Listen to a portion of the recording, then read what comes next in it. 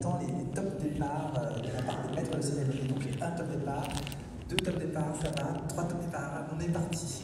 Voilà, alors merci beaucoup. Aujourd'hui, nous sommes réunis pour évoquer un sujet, pour évoquer enfin un sujet. Pour évoquer enfin le sujet du harcèlement sexuel moral sur les plateaux. C'est un sujet très grave. C'est toujours un peu particulier de se réunir dans cette belle journée d'hiver au parc floral. Finalement, on nous avait annoncé la pluie et la tempête, et en fait il fait beau, l'ambiance est détendue et calme, mais on va parler de sujets qui sont extrêmement graves, puisqu'il s'agit de harcèlement sexuel et moral dans le cadre de notre travail, on va dire nous aujourd'hui, pour se parler, pour se voir tous comme une communauté. Je ne vais pas refaire un état des lieux complet, mais on peut se dire que depuis 2 ans, 3 ans, depuis le déclenchement de l'affaire Weinstein, depuis surtout la prise de parole courageuse d'Adèle Haenel il y a 1 ou 2 mois, on assiste enfin en France à un craquellement d'un mur de silence et on commence à réaliser que la France n'est pas épargnée, ne vit pas dans une sorte de bulle qui serait isolée du reste du monde. Et si depuis 2 ans on parle de l'affaire Weinstein, Woody Allen, etc., on se rend compte qu'en France on est aussi concerné et qu'à force d'en parler les uns avec les autres, toutes les personnes, quel que soit leur statut, quel que soit leur métier, qu'il s'agisse d'hommes, de femmes, de plus jeunes ou plus âgés, ont été témoins, plus rarement heureusement, mais néanmoins certaines personnes ont été victimes de situations de harcèlement sexuel et moral. C'est un sujet qui est extrêmement important, et surtout on aurait tort de dire que c'est un sujet qui est extrêmement actuel. Ce qui est actuel, c'est le fait qu'on en parle. Ce qui est actuel, c'est le fait qu'on se réunisse pour pouvoir dire que ça ne peut pas continuer. Mais lorsqu'on en parle trop souvent, malheureusement, on arrive à la conclusion que ça fait trop longtemps que ça dure. Donc aujourd'hui, on est réunis. Alors je suis Baptiste Hellman, je suis le délégué général de la CST. La CST, c'est la Commission supérieure technique de l'image et du son.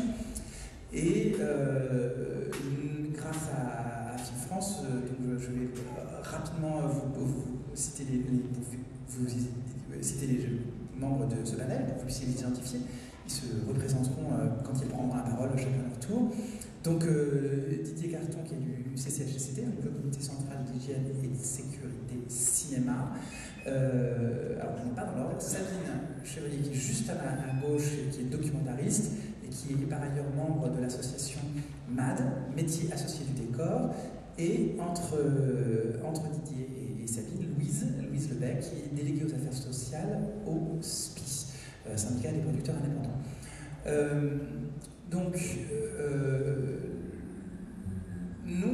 Je voulais commencer, donc vous levez la main quand vous voulez parler. Ce qu'on va faire, c'est qu'on a un premier temps d'échange, un peu de débat entre les 3 personnes, et ensuite on passera la parole à la salle pour poser toutes les questions que vous le souhaitez, mais on a prévu dans notre déroulé d'avoir un temps de parole pour la salle.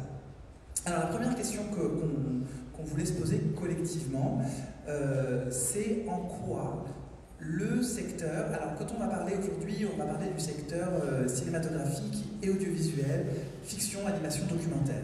Donc parfois les gens vont dire le secteur cinéma, et on va utiliser ça comme raccourci d'usage. Quand on parle du secteur de notre travail, même si on dit cinéma, on pense cinéma et audiovisuel. Même si on dit audiovisuel, on pense audiovisuel et cinéma. Et on parle au nom de la fiction, de l'animation, du documentaire, du spectacle vivant. On s'est rendu compte dans nos discussions qu'il n'y avait pas de frontières.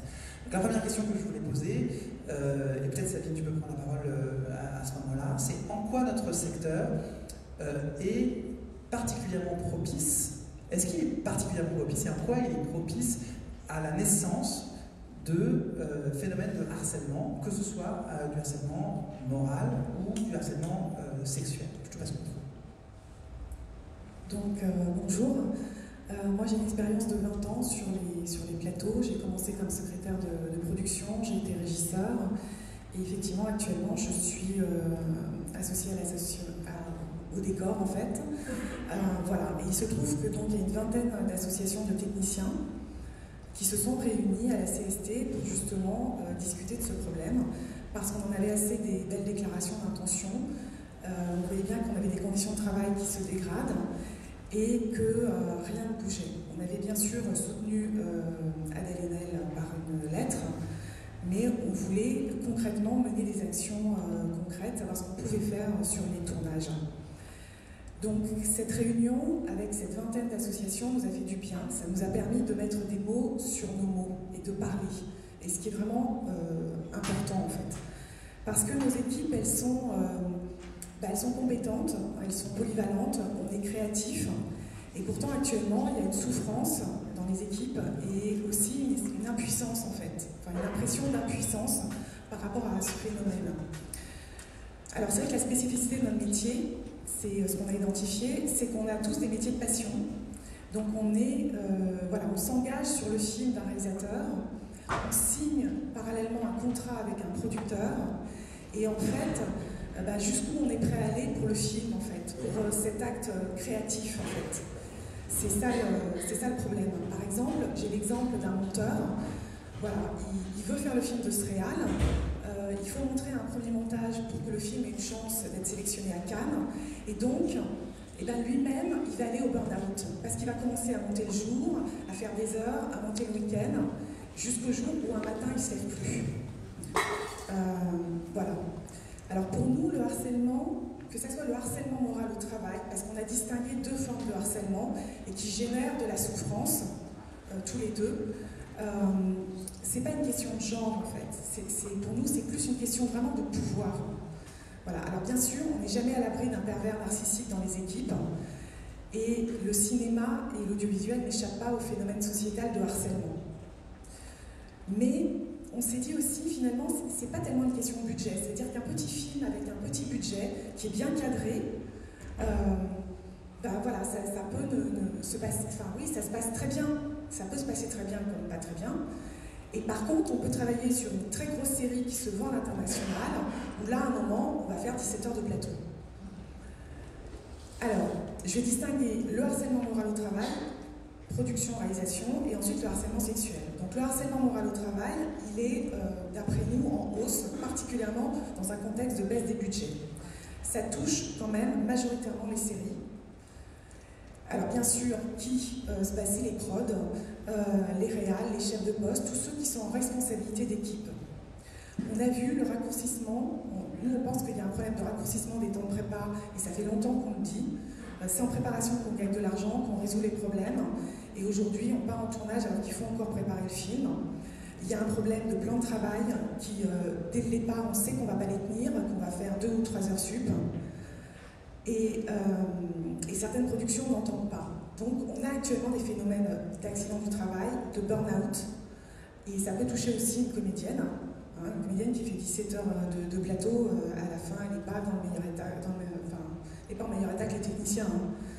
Et il y a aussi des démissions, c'est-à-dire qu'il y a des gens effectivement qui partent parce qu'ils savent bien que ça ne va pas le faire. Je vais vous citer quelques petits exemples parce que par retour d'expérience, parler de choses concrètes, ça permet de comprendre. Par exemple, une costumière, on lui donne 1 heure pour faire un essayage de 30 costumes avec un comédien. Il n'y a pas besoin d'avoir fait une formation à la production pour comprendre que 30 costumes en 1 heure, c'est pas possible. On prend par exemple un déco qui dit, voilà, il va y avoir une amplitude de 18 heures. Ce qu'on lui conseille, c'est de faire la sieste.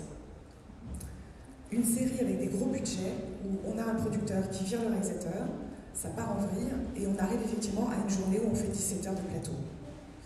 C'est vrai que les Américains, eux, sur les séries, y tiennent, parce qu'ils ont un processus industriel, et parce que là où nous, on a par exemple un régisseur d'extérieur, eux, ils ont 3 postes. Donc on s'est dit qu'aussi, notre polyvalence, en fait, quand on est en train de passer à des process industriels, notre polyvalence, elle ne résiste pas, et on s'épuise.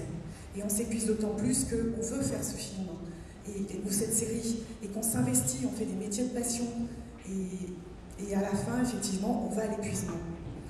D'autant plus que ce qui se passe aussi, c'est que il y avait des mots qui ressortaient dans cette réunion qui était très éprouvante, qui a duré 3 heures. Les mots d'abattage, de flux tendu, de plus vite, plus vite. On n'est pas sûr de livrer les décors et ça crée des souffrances dans les équipes. On a la tête dans le guidon et à cause de ces problèmes, en fait, on ne fait plus attention les uns aux autres. C'est-à-dire qu'il y a quelqu'un qui s'enfonce et finalement, on ne va pas lui parler aussi. Parce qu'on a aussi essayé de faire une remise en cause de notre fonctionnement. Et on va voir le tir de prod et on a toujours des belles déclarations d'intention. Parce qu'au départ, voilà, on a la belle déclaration et puis ensuite on minimise et à la fin ça se termine par « mais écoute, te plains pas, tu as de la chance de travailler ». Parce que nous sommes aussi dans la précarité. Alors on s'est dit qu'il fallait remettre du collectif et de la solidarité et il se trouve qu'on a lu un psychanalyste qui travaille sur la souffrance au travail. Si l'exigence de performance devient insoutenable, le risque d'effondrement collectif existe. Et c'est vrai que nous, on fonctionne au collectif. Concernant les réalisateurs, on est d'accord avec Isabelle Adjani qui disait qu'en France, on a tendance à célébrer ceux qui dirigent en humiliant. Prenons par exemple le studio. Vous avez des réalisateurs qui ont peur de s'embourgeoiser. Alors je voudrais leur dire que leurs équipes techniques n'ont pas peur de s'embourgeoiser en travaillant en studio. Le studio, c'est un formidable outil de travail. Ça a été fait pour réaliser des films rapidement et dans le confort et dans le professionnalisme. Si on voit par exemple le film La Belle Époque, de quoi parle ce film? D'un réalisateur qui maltraite ses équipes parce qu'il est perfectionniste et que tout le monde admire parce qu'il est vraiment talentueux, ce mec. Il y a des réalisateurs qui sont talentueux et qui ne travaillent pas dans la souffrance ni en humiliant leurs équipes. Voilà, je vais maintenant passer au harcèlement sexuel.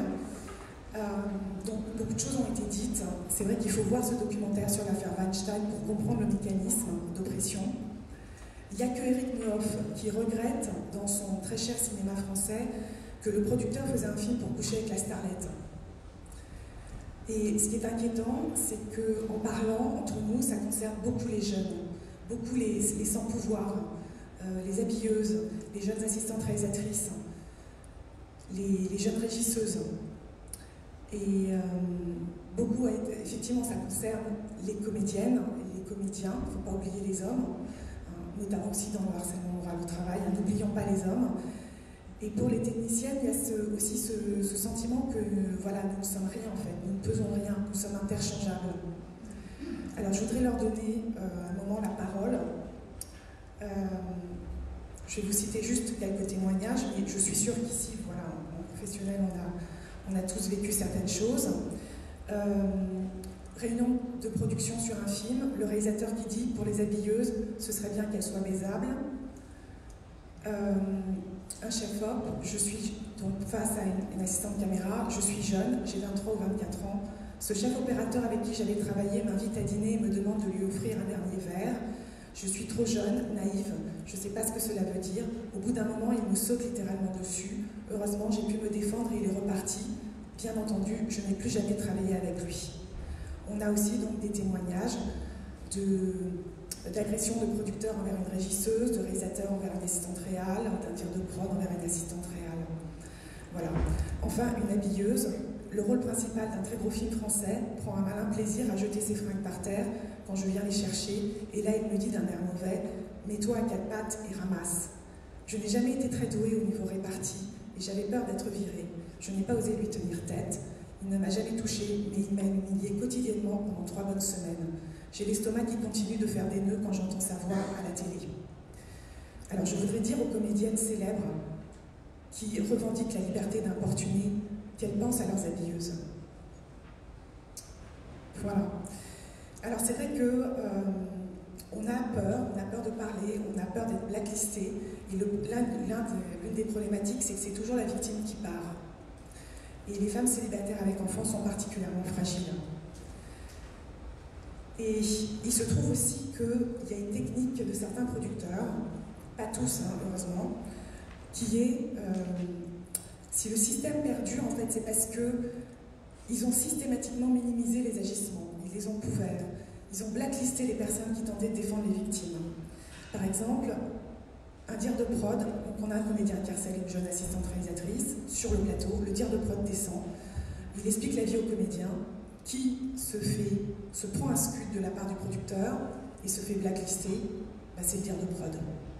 Voilà, qui lui dit « Mais t'es de la vieille école, mais enfin tu te rends compte, c'est le comédien principal. » Voilà. La technique, c'est aussi de dire « Mais vous inquiétez pas, on va agir. » Puis en fait, on attend que le tournage se termine, l'équipe se sépare, il n'y a aucune trace, et le prédateur recommence. Alors nous, on ne veut pas arrêter les films, on veut arrêter les pratiques. Et comme la parole se libère, on découvre aussi qu'il y a des femmes qui n'ont pas parlé, qui ont été harcelées, et elles étaient à côté de nous. Donc ça génère aussi de la culpabilité. On se dit qu'on a toléré des comportements qui n'étaient pas admissibles. On a laissé faire, donc ça crée de la culpabilité et de la souffrance dans les équipes. En plus, si on parle, on a tous des contrats de confidentialité, donc on va à la diffamation. Alors qu'est-ce qu'on fait? Parce qu'on a des belles déclarations d'intention, on a des associations qui nous disent « mais venez nous voir ». Mais ils savent pertinemment, les réalisateurs, ce qu'ils font. Je pense qu'un réalisateur qui saute sur une jeune assistante réalisatrice, il sait ce qu'il fait. Voilà, d'où ce sentiment d'impuissance, ce ressentiment. Et lors de cette réunion, on a aussi convié donc Didier Carton du CCHSCT pour nous expliquer nos droits et qu'est-ce qu'on pouvait faire concrètement. Et c'est l'objectif de cette conférence. Alors, merci. Didier, tu disais souvent, tu disais souvent que le harcèlement est une pathologie de l'isolement. C'est un mot que j'ai repris de notre préparation. Est-ce que tu peux développer un petit peu ce... Oui, alors ça va permettre de prolonger ce que disais, c'est-à-dire que effectivement ce qui fait le terreau des modes de harcèlement et de la malveillance des uns sur les autres, c'est sans doute des choses qui sont très représentées dans le secteur où nous travaillons. C'est d'abord effectivement une précarité évidente, c'est-à-dire que les modes de recrutement, c'est le réseau. Si on est défaillant dans le réseau, est-ce qu'on nous rappellera? Si on est le mouton noir qui porte l'alerte, est-ce qu'on nous rappellera? Donc il y a quand même cette crainte qui est vitale. Je veux dire, on a tous besoin de travailler, donc on a tous besoin de retrouver du travail. Et comme on est sur un mode de recrutement et puis une succession de contrats qu'il faut entasser les uns derrière les autres pour exister, on est capable d'accepter beaucoup de choses et parfois beaucoup trop de choses. Et puis, il y a le fait aussi que le collectif de travail se crée autour d'un projet et on a à peine le temps de se connaître, d'apprendre à se parler, d'apprendre à échanger, qu'on disparaît et que le collectif du travail disparaît avec lui. Et donc, ce qui se produit, c'est qu'on a l'habitude d'être un peu seul au milieu d'une espèce de famille, mais un peu tout seul. Et on ne sait pas à qui s'adresser pour remonter l'information, pour sortir de l'isolement, pour sortir d'un huis clos insupportable avec une personne qui est malveillante et qui va essayer d'exercer son pouvoir de façon exorbitante sur la personne. Donc ça, c'est quelque chose, alors ça ne vient pas de moi, la pathologie de l'isolement, c'est Marie-France Irigoyen qui a posé le concept de harcèlement dans les années 90.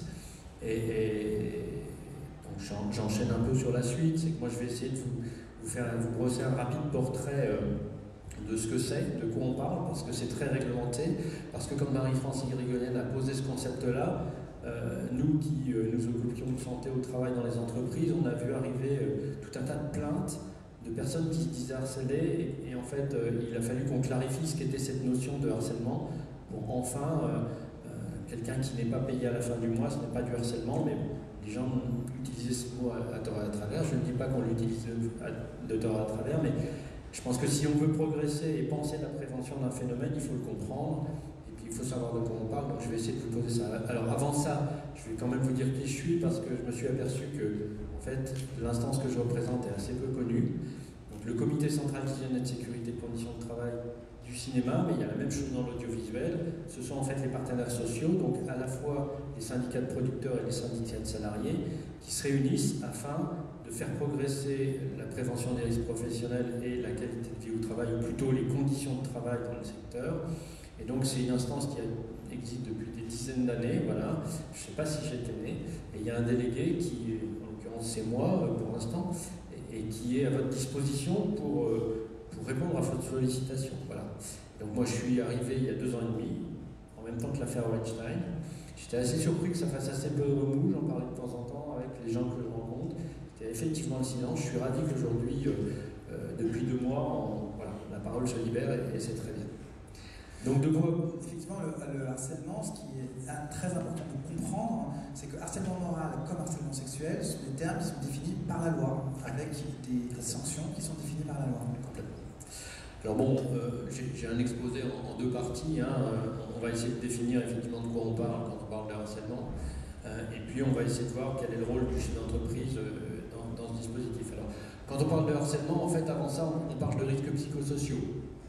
Les risques psychosociaux, c'est tous les risques qui passent par l'organisation du travail et qui correspondent à des situations de stress, de violence interne et de violence externe. Alors, ça a des effets sur la santé notoires, ils sont listés là, mais la liste n'est pas exhaustive. Ça va des crampes d'estomac le matin quand on va au travail, jusqu'à de la dépression, de l'anxiété, des troubles cardiovasculaires, de l'épuisement et du suicide. Enfin, il y a eu un procès récent sur les cas de suicide chez Orange. Voilà. On sait que ça mène à ces extrêmes, et moi j'ai eu enquêté sur des cas de suicide. Et on voit bien la place, quand on investigue les situations de travail, la place du travail dans la prise de décision. Puisqu'on parlait de cinéma et qu'on parle de cinéma, je vous conseille de voir le film De bon matin, avec Daroussin, qui montre une situation de harcèlement moral pour un employé de banque. C'est extrêmement bien documenté. J'appartenais à une institution qui faisait des films d'études de cas. Ça pourrait être tout à fait un film d'études de cas.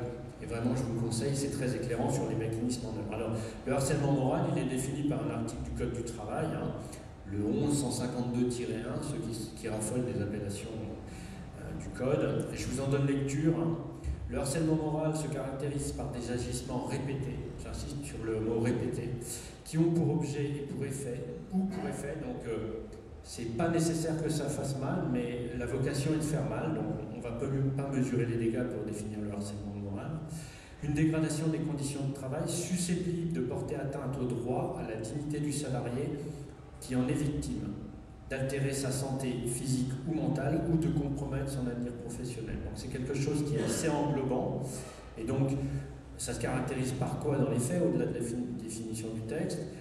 Vous êtes incessamment critiqué, vous avez fait l'objet de brimades et d'humiliations qui peuvent d'ailleurs venir du collectif. Le collectif peut être brimant et dégradant pour un collègue, de propos calomnieux, mise au placard, de refuser les communications, l'absence de consignes et des consignes contradictoires, enfin c'est très large. Je pense qu'on mettra ça en ligne, c'est pas là encore exhaustif, mais ça vous donne une idée de par quoi ça passe. Alors, il n'y a rien de sexuel dans le moral. Le sexuel fait partie d'un autre dispositif réglementaire, mais bon, il est puni par le code pénal, parce que le code du travail estime que définit ça et effectivement prévoit des choses, mais on a deux régimes de code en France, on a le code civil et le code pénal. Le code civil vise à dédommager, le code pénal vise à pénaliser, à punir. Et donc le code pénal peut à ce titre-là punir l'auteur de harcèlement moral, et donc c'est 2 ans d'emprisonnement et 30 000 d'amende qui sont encourus par la personne qui se livre à du harcèlement moral. Alors il y a une vraie différence avec le harcèlement sexuel, mais on s'aperçoit aussi que le regard que porte le juge aujourd'hui sur les faits de harcèlement moral est assez similaire à celui qui porte sur le harcèlement sexuel, notamment en matière d'attendu de réaction du chef d'entreprise face à des faits de harcèlement moral, mais j'en parlerai sans doute un peu plus loin. Alors, harcèlement sexuel, voilà, il est caractérisé, lui, par un autre article, je vous laisse lire le numéro magique, mais il a deux définitions. Alors, tout d'abord, un salarié ne doit pas subir des faits soit de harcèlement sexuel constitué par des propos, comportements à connotation sexuelle répétée qui soit portent atteinte à la dignité en raison de leur caractère dégradant ou humiliant, soit créer à son encontre une situation intimidante, hostile ou offensante. Là, dans cette première définition, on est bien d'accord qu'on a le phénomène de répétition, avec une intention dégradante.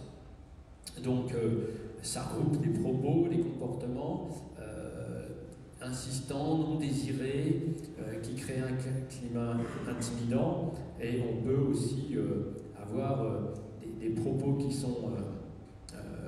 ont un caractère de la bonne blague, vous savez, cette bonne blague qui fait rire tout le monde, mais qui fait pas rire la personne à qui elle s'adresse.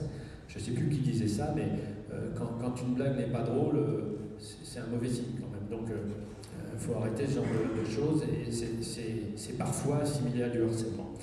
Mais la deuxième définition du harcèlement, qui est sur le même article, c'est une assimilation de certains actes avec du harcèlement sexuel, et ces actes consistent en toute forme de pression grave, même non répétée, exercée dans le but réel ou apparent d'obtenir un acte de nature sexuelle, que celui-ci soit recherché au profit de l'auteur ou du fait ou au profit d'un tiers.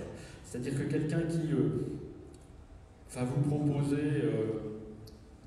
quelque chose de cet ordre-là, par exemple pour obtenir une promotion, pour garder son travail, on est là aussi dans des faits qui sont assimilés à du harcèlement sexuel. Donc là encore, une définition assez large, mais qu'il faut différencier de ce que sont les agressions sexuelles et les agissements sexistes. Alors là, ils sont définis par le Code du travail et le Code pénal.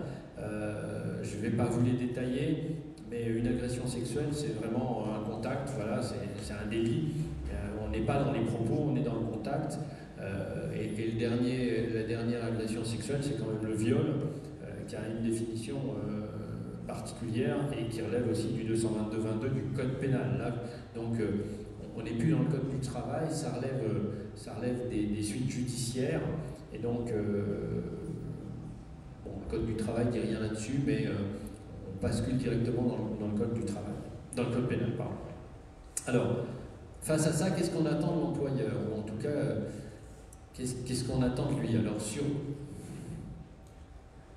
je me mélange dans mes papiers, mais je vais m'y retrouver. C'est pas grave. Donc, je vous le disais, il y a deux régimes de responsabilité. Il y a la responsabilité civile et la responsabilité pénale. Je ne vais pas le redire. Le but de l'un, c'est de réparer. Le civil vise à réparer les dommages avec quelque chose de particulier, puisque le régime d'assurance civile au niveau du Code du travail, c'est la sécurité sociale, et qu'il y a une présomption de responsabilité, c'est-à-dire quand un dommage est dû au travail, il est automatiquement pris en charge par la sécurité sociale, avec un petit bémol, c'est que quand le chef d'entreprise n'a pas fait ce qu'il fallait en matière de prévention ou a nié le risque d'une certaine façon, on peut chercher sa faute inexcusable, c'est comme ça qu'on l'appelle, et à ce moment-là, sa responsabilité civile n'est plus couverte, et on peut aller au pénal et aller chercher la responsabilité du chef d'entreprise. Donc on est dans un cadre un peu particulier, il faut établir cette fois-ci qu'il y a eu manquement du chef d'entreprise, ce qui n'est pas le cas dans l'assurance responsabilité civile classique. Et puis le pénal, on n'a pas besoin d'une plainte, on l'a vu dans l'affaire Adèle Haenel, Adèle Haenel n'a pas porté plainte, mais c'est la société au travers du procureur qui poursuit, et donc en fait on veut punir l'auteur de quelque chose. Et on peut punir quelqu'un sans qu'il y ait eu d'effets dommageables, se livrer à des faits de harcèlement sexuel sans que ça ait eu d'effet sur la personne, c'est en soi pénalisable. Pas besoin que la santé de la personne se dégrade, le fait de commettre quelque chose que la société n'admet pas, on s'expose à un risque pénal. On passe à la suivante. Alors, dans le cadre du contrat de travail, on a quelque chose d'un peu particulier, c'est qu'il y a un lien de subordination. Voilà, vous n'êtes plus, comme c'est écrit au fronton de nos mairies, libre. Le premier mot, on l'oreille quand on est au temps du contrat de travail. Bien sûr, on peut rompre le contrat de travail et on reprend sa liberté, mais si on reste dans le contrat de travail, on n'est pas libre de ses faits et gestes. On a quelqu'un qui exerce un pouvoir de direction et qui vous dit on travaille demain à telle heure, c'est à tel endroit, et ça, vous n'avez pas le choix. Et vous n'avez pas le choix non plus de l'objet de ce travail. Donc vous l'acceptez par contrat, mais ça pose quand même une limite. Il y a autre chose dans la balance, c'est que bien sûr, le chef d'entreprise ne doit pas, du fait de l'activité qu'il vous propose et des conditions de la réalisation du travail, dégrader votre santé. Donc il a une obligation de mettre en place des mesures de prévention pour vous préserver. Donc ces détails-là, c'est très codifié. C'est important de repérer que c'est le premier article du Code du travail sur les problématiques de santé au travail. C'est-à-dire c'est vraiment le chapeau. C'est le contrat de départ. Vous vendez votre force de travail, comme disait l'autre, mais en parallèle, on vous garantit votre santé. On continue.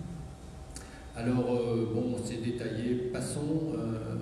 Juste dans l'article qui suit, pardon, malgré tout, dans l'article qui suit, qui fixe des principes que doit appliquer le chef d'entreprise pour mettre en place sa prévention, on parle du harcèlement moral. Donc, dès les 2 premiers textes chapeaux du Code du travail, on aborde le harcèlement, c'est le point 7, on aborde le harcèlement sexuel et le harcèlement moral comme des sujets pleins et entiers à traiter avec une réelle attention. Alors, le harcèlement sexuel, a une particularité, c'est qu'il demande des choses à l'employeur qui sont nulle part ailleurs. Donc il y a des choses qui demandent sur tous les risques professionnels, mais en tout cas l'employeur doit prendre toutes les dispositions en vue de prévenir l'effet de harcèlement. Bon, ça, l'employeur doit prendre toutes les dispositions en vue de prévenir tous les risques professionnels, donc là il n'y a rien de particulier. D'y mettre un terme, alors ça, c'est un peu particulier parce qu'on peut continuer à évoluer dans un univers à risque sur d'autres risques et vous protéger. Ça ne veut pas dire qu'on met un terme à la situation de risque. Ce qui est imposé, c'est qu'on vous protège. On laisse le choix au chef d'entreprise des moyens d'y mettre un terme. Là, on ne lui laisse pas vraiment le choix. On va voir pourquoi. Et c'est là que c'est très anachronique ou singulier dans le Code du travail de sanctionner. C'est anachronique parce que, effectivement, le pouvoir de direction comprend la capacité de sanctionner. Vous arrivez en retard, on peut vous envoyer un avertissement 1 fois, 2 fois, et puis à la fin, vous pouvez perdre votre travail. Vous pouvez, c'est pas obligatoire. C'est-à-dire que c'est lié, c'est laissé à la discrétion du chef d'entreprise. Il peut continuer à vous dire bonjour, normalement, quand vous arrivez en retard tous les matins. Il n'est pas obligé de vous sanctionner. Là, il est obligé de vous sanctionner. C'est-à-dire que si quelqu'un se rend fautif de faits de harcèlement, et bien sûr il faut qu'il les vérifie, eh bien il doit le sanctionner. C'est quelque chose d'assez important parce qu'on s'aperçoit que c'est pas ce qui se fait. Donc je pense qu'il faut le garder en tête. Alors, prévenir l'effet de harcèlement, ça veut dire quoi et ça me paraît tout aussi important de s'y attarder 2 minutes, et je laisserai la parole. Prévenir les faits, c'est éviter que ça ne se produise. Donc toute l'autre partie, c'est les faits sont là. On va prendre des dispositions pour que ça s'arrête et pour sanctionner. Mais comment on fait pour éviter que ça ne vienne? Parce que ma foi, c'est quand même vraiment l'enjeu. Donc déjà, on en parle. Je veux dire par là, c'est qu'avant de rentrer dans une entreprise ou au moment de rentrer dans un projet, eh bien on dit ce que c'est. On dit qu'on ne l'admet pas, on le définit. Et déjà, c'est un premier point de prévention. On va donner de l'information sur le harcèlement aux salariés. Après, on va essayer de s'outiller pour justement réussir à dissuader. Donc on va, par exemple, mettre en place une remontée d'informations, dire à qui on s'adresse en cas de témoignage ou de faits vécus, de façon à avoir quelqu'un qui puisse passer à la suite, faire cesser et sanctionner. Donc, ça peut être le chef d'entreprise, ça peut être le directeur de l'emploi, ça peut être un référent, un interlocuteur particulier, ça peut être une ligne verte qu'on crée, peu importe, il y a des moyens. Et je dirais voilà, alors le Code du travail prévoit aussi quelque chose, c'est des dispositions particulières dans les règlements intérieurs des entreprises sur les faits de harcèlement moral et sexuel. Alors le règlement intérieur s'impose aux entreprises de plus de 20 personnes, c'est pas notre schéma. Moi ce que j'ai l'habitude de dire c'est que, ok, c'est pas notre schéma, c'est obligatoire pour les entreprises de plus de 20, mais c'est pas interdit pour les autres. Donc on peut très bien penser un règlement intérieur avec des mesures sur le harcèlement dans n'importe quelle entreprise. Et puis j'ajouterai une mesure à la Didier Carton, c'est que là on s'occupe effectivement de sanctionner le harceleur. Pensons un petit peu à la victime et prenons aussi en charge les victimes. Je pense qu'il faut les aider, les orienter quand elles ont besoin de soutien, de soins, et puis peut-être les accompagner dans des démarches qui seraient des démarches juridiques. Donc ça c'est autre chose, c'est pas prévu par le code, mais je verse au débat. Voilà. Merci beaucoup, c'était très clair. Je vais passer la parole à Louise. Donc on a beaucoup parlé là, de responsabilité. Oui. Alors, je vais passer la parole à Louise, excuse-moi. Pardon. Donc on a beaucoup parlé de la responsabilité de l'employeur. Qu'est-ce que vous avez mis en place au SPI? Comment vous considérez cette responsabilité? Alors d'abord, c'est vrai qu'il y a une prise de conscience qui est peut-être tardive, mais il y a une prise de conscience et il faut vraiment faire quelque chose au niveau des associations de producteurs, mais aussi avec l'ensemble des acteurs du secteur, que ce soit les associations ou les syndicats, pour mettre en place maintenant des solutions pratiques urgemment. Comme l'a dit, l'employeur a une responsabilité particulière, et je dirais à double titre, puisqu'il l'a en tant qu'employeur, mais aussi en tant que citoyen, tout simplement, puisque le harcèlement, c'est un sujet de société, c'est un sujet social, et prévenir ces risques-là, c'est essentiel à la fois dans le cadre du travail, mais simplement dans le cadre de la société. Le GOSPI, on travaille en interne pour, d'une part, mener des actions d'information et de sensibilisation des producteurs sur le sujet, puisque malheureusement, c'est pas toujours très connu, complètement connu, l'ensemble des dispositifs à prendre, mais aussi de les outiller avec justement des supports qui leur expliquent le cadre légal, avec des modèles de règlement intérieur ou de clauses à mettre dans les contrats de travail.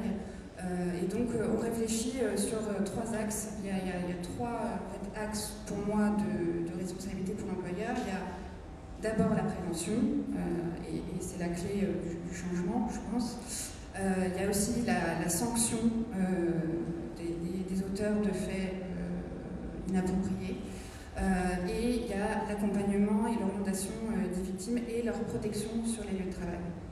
Donc au niveau de la prévention, les réflexions qu'on a au SPI, ce serait de systématiquement, déjà le producteur doit se positionner dès le début du tournage, en disant que l'impunité c'est fini et qu'il ne tolérera aucun comportement inapproprié.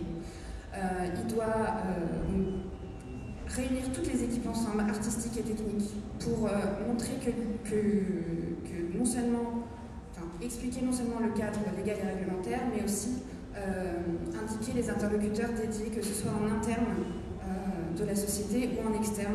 Donc en interne, je pense aux représentants du personnel quand il y en a, aux délégués de plateau quand il y en a, mais aussi la production tout simplement et le futur référent harcèlement qui sera probablement mis en place. Et en externe, il y a Didier qui est là justement, qui est là pour accompagner à la fois les entreprises mais aussi les salariés sur ces sujets.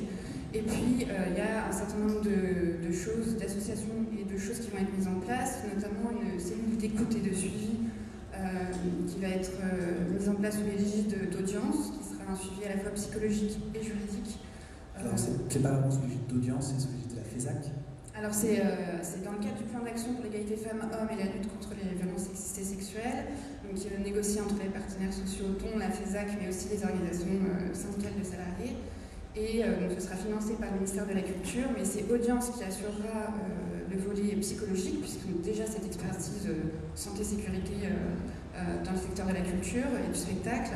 Et le volet juridique sera assuré par un prestataire extérieur spécialisé sur ces questions-là.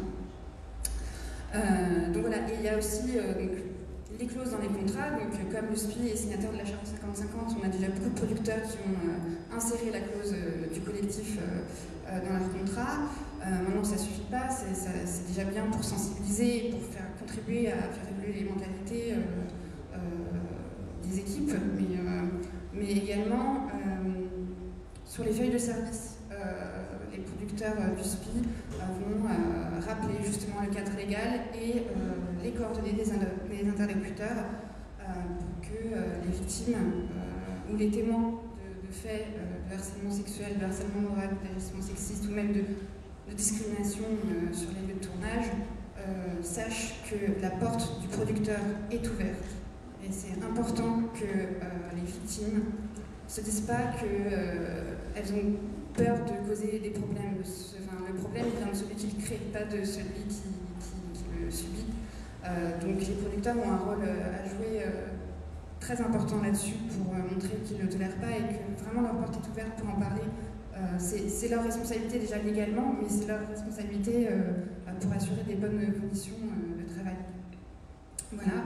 Et puis sur le volet sanctions, pareil, on fait des actions de sensibilisation au SPI sur le droit disciplinaire, puisque commettre des faits de harcèlement sexuel ou de harcèlement moral, ça peut aller jusqu'au licenciement pour faute grave. Ça peut aussi être des avertissements, ça peut aussi être une mise à pied disciplinaire selon la gravité des faits, mais les producteurs doivent prendre la responsabilité là-dessus, ça c'est certain. Et enfin, ils doivent aussi accompagner les victimes. Ils ne sont pas spécialistes de l'accompagnement, mais ils doivent en tout cas les inciter à porter plainte systématiquement et les orienter vers les bonnes associations ou les bons interlocuteurs qui peuvent les aider et que ces victimes ne restent pas seules. Et à ce titre, donc, tu disais effectivement les producteurs ne sont pas spécialistes, mais il y a un plan de sensibilisation, de formation en projet au CNC, au Centre National du Cinéma, qui vise à justement accompagner au moins une personne référente par entreprise de production en France. Donc c'est un plan d'une très très grande ambition qui devrait être, si tout se passe bien, lancé cette année. Sabine, est-ce que tu peux nous parler un petit peu de la responsabilité collective? Parce que là, du coup, on a parlé de la façon dont le producteur s'empare de sa responsabilité et les quelques outils qu'il peut mettre en place. Mais il y a, on l'a dit, donc une responsabilité du collectif, de l'équipe, à identifier les situations de harcèlement et à accompagner, en fait, la responsabilité du témoin, en vrai, et à accompagner la victime pour l'aider à sortir de son isolement. Oui, alors c'est vrai qu'il y a des associations qui sont parties en avance sur ce sujet-là, notamment le collectif Les Femmes s'animent. Et on a bénéficié de leurs conseils. Elles ont fait un livret qui est très intéressant. Et la première chose qu'elles nous ont dit, c'est qu'il fallait parler. Il faut remettre effectivement de la solidarité et du collectif dans les équipes. Il faut qu'on fasse attention les uns avec les autres. Il ne faut pas souffrir en silence. Effectivement, il ne faut pas se sentir coupable. On n'est pas responsable du comportement de l'autre. Il faut chercher de l'aide. Soit de l'aide en interne, soit délégué de plateau, soit chercher de l'aide en externe. L'idée carton est vraiment disponible. Il y a aussi des associations. On va faire passer des informations, on va demander au directeur de production de faire passer un maximum d'informations sur les feuilles de service et dans les bibles. Voilà. Ce qui marche le plus pour ce collectif, c'est de rappeler au producteur sa responsabilité pénale. C'est-à-dire qu'effectivement, le producteur, même s'il n'est pas le harceleur, il peut être accusé de complicité. C'est ce qui est arrivé au PDG de France Télécom. Et c'est ce qui est arrivé aussi dans d'autres affaires. C'est-à-dire que le fait de savoir, le fait qu'on lui dise, eh bien, s'il n'agit pas, puisqu'il a une obligation de faire cesser, il peut être accusé de complicité. Et du coup, quand on rappelle aux producteurs leur responsabilité pénale, par effectivement un délégué de plateau, ce qui protège les équipes, eh bien, du coup, ils agissent. Et vraiment, la priorité, c'est effectivement la formation et l'information des équipes, c'est-à-dire savoir quel est le parcours.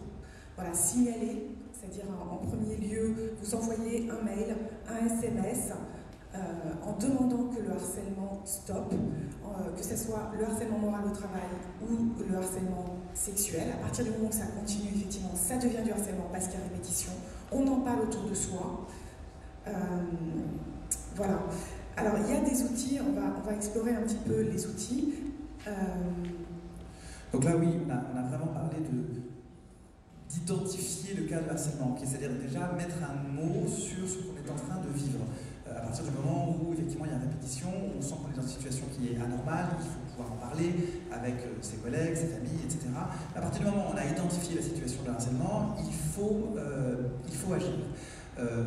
Donc, on a pensé, le on vraiment collectif a fait émerger un certain nombre de pistes de solutions, des choses qui sont déjà proposées au niveau du SPI et qu'on peut développer et dont tu vas nous parler et qu'on complétera au fur et à mesure. Voilà. On s'est dit qu'au niveau de nos associations de techniciens, on allait faire des formations sous l'égide de la CST, justement, pour qu'au sein de nos associations, on puisse chacun se former et avoir des documents ressources. C'est-à-dire des PDF, savoir qui contacter. Voilà, vraiment, l'objectif, c'est de diffuser un maximum d'informations sur les réseaux sociaux. On peut réaliser des vidéos, on a toutes les capacités en interne, et c'est ce qu'on souhaite faire. Alors, les outils juridiques, je vais passer rapidement. Il y a effectivement, vous avez peut-être vu dans vos contrats maintenant, des clauses. Alors, on est d'accord, et il y a des associations qui demandent aussi des signatures de charte.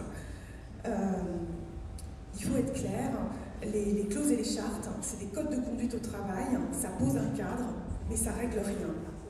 Hein, voilà, des fois ça peut même être cynique, c'est-à-dire ça n'empêche pas le délit, mais ça évite que le producteur soit poursuivi. Voilà. Par contre, il y a le collectif 50-50 qui travaille actuellement sur un système d'assurance pour que la personne qui est harcelée continue à être payée, par exemple, même si elle n'est plus en état de travailler. Et ça, c'est de même, parce que le problème, c'est qu'effectivement, le comédien célèbre, le réalisateur et le producteur, bien sûr, on ne peut pas les virer comme nous, interchangeables, du plateau. Par contre, ils sont en train de réfléchir, justement, sur comment faire par rapport à une personne de pouvoir avec les assurances. Donc un dispositif assurantiel qui permettrait, même si on a un comédien extrêmement connu sur lequel, par exemple un comédien ou une comédienne, sur lequel s'appuie le financement du film, d'interrompre le film, de faire partir cette personne grâce à un dispositif assurantiel. C'est ambitieux, certes, mais c'est vrai que si ça marche, ça peut être très efficace. Ensuite, au niveau, on a identifié 4 temps de tournage. Le casting, où malheureusement les comédiens sont un peu seuls avec leur directeur de casting, le producteur et le réal. La préparation, donc là, remettre du temps de préparation. Il faut vraiment qu'on dialogue avec les producteurs pour qu'on règle les problèmes en amont.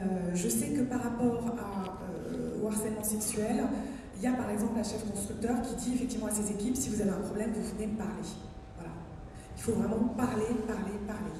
Pour les comédiens, il y a un poste qui s'appelle l'Intimacy Coordinator, qui permet de régler les problèmes par rapport aux scènes de nudité et aux scènes de sexe. Et il faut peut-être que voilà, on s'y mette et qu'on engage ces personnes-là pour ne pas laisser les comédiens et les comédiennes seuls face à leurs problèmes. Il y a l'élection du délégué de plateau. Donc c'est vrai que souvent, on a peur d'être blacklisté.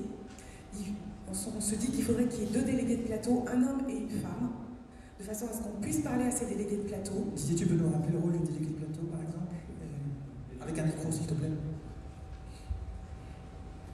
Le délégué de plateau, il est déjà élu par le collectif de travail pour le présenter et pour recevoir, pour être l'intermédiaire entre des plaintes ou en tout cas des dysfonctionnements, des choses qui mériteraient d'être remontées, et il fait l'intermédiaire entre les salariés et le directeur de prod, parce que c'est souvent lui qui représente l'employeur, mais in fine le producteur.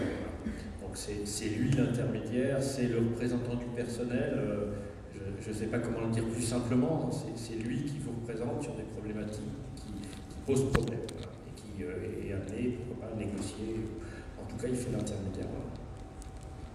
Donc un certain nombre de dispositifs en fait, qui visent deux axes principaux. Le premier axe est un axe de dissuasion, avec les clauses dans les contrats, les chartes, la sensibilisation au départ. Et un deuxième axe est un axe de confiance, de donner confiance à la victime et aux témoins pour parler et agir le cas échéant. On est d'accord sur ces 2 axes. Oui, exactement. Et c'est vrai que donc il faut vraiment qu'on fasse élire ces délégués de plateau. Alors c'est vrai qu'on est en train de réfléchir au niveau des associations, parce que par exemple les équipes d'éco sont à part, les équipes post-prod arrivent après, donc il va y avoir un groupe post-production au sein des associations, donc piloté par Tadé, des monteurs associés, pour réfléchir comment on peut faire au niveau de la post-prod. On va réfléchir avec le MAD et l'ADC par rapport aux équipes décoration, dont les heures sup ne se voient pas, et on va avancer, mais surtout parler. Ne restez pas seul. Parlez éventuellement à d'autres personnes, d'autres tournages. Voilà. Et quittez votre poste, n'allez pas au burn-out. Aucun film ne vaut d'aller au burn-out. Et voilà, c'était ça. Didier, un complément ? Une petite remarque sur le quitter votre poste. En dehors de la démission, il y a quand même d'autres alternatives. Il y a le droit de retrait. Le droit de retrait, c'est décrit au Code du travail. C'est pas n'importe quoi, c'est pas je viens pas le matin parce que j'en ai marre, c'est je viens et j'explique à mon chef d'entreprise, à mon dire de prod, pourquoi je m'estime en danger et pourquoi je ne veux plus travailler. Donc là, il doit intervenir, il doit faire cesser la situation. Donc Donc c'est pas je viens pas, hein, parce que si vous venez pas, vous vous mettez en faute, donc vous venez et vous expliquez quelle est la situation grave sur laquelle vous estimez qu'effectivement votre intégrité est menacée. Et il est obligé, lui, de prendre des dispositions. Alors, on va passer la parole à la salle.